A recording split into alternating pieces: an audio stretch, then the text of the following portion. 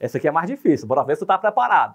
Apurei o imposto pelo lucro contábil e apurei o imposto pelo lucro fiscal. Deu um imposto diferente, a gente chama isso de imposto diferido. A pergunta é, ele vai para o ativo ou vai para o passivo?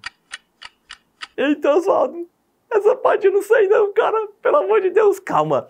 Eu vou explicar bem direitinho e você vai entender aqui agora. Primeiro, o que é esse diferido?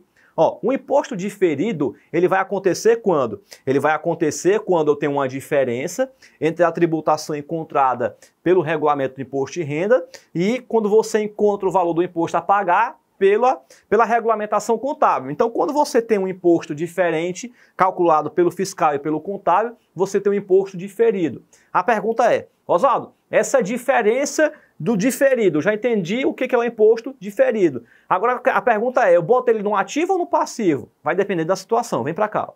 Entenda o seguinte, ó. Existe a situação em que eu tenho um imposto fiscal,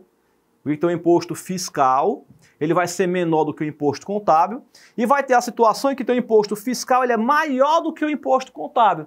Então vai ser diante dessas duas situações que a gente vai saber se ele vai ser um passivo fiscal diferido ou se ele vai ser um ativo diferido. Então vem para cá, ó. Entenda. Olha a lógica da situação que tu vai ter que fazer na hora que tu for se deparar com uma situação dessa. Quando você tem um imposto fiscal, suponhamos aqui que ele seja de 80, e eu tenho um imposto pelo contábil de 100, entenda, ó, o meu fiscal está dando menor do que o contábil. Significa dizer que eu estou pagando menos do que eu deveria ter pago.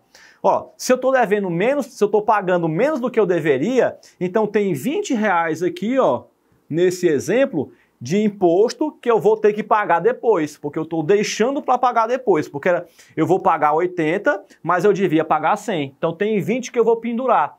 Ei, Oswaldo, se tem 20 para pagar depois, então ele é o quê? Um passivo, porque vai me gerar uma obrigação.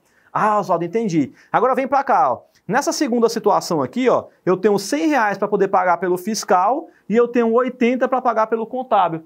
Perceba que nessa situação eu estou pagando R$20 a mais do que eu devia ter pago. Se eu estou pagando a mais do que eu devia ter pago, eu vou ter o direito de poder me compensar depois. Se eu vou ter o direito de me compensar depois, então vai ser um ativo fiscal diferido.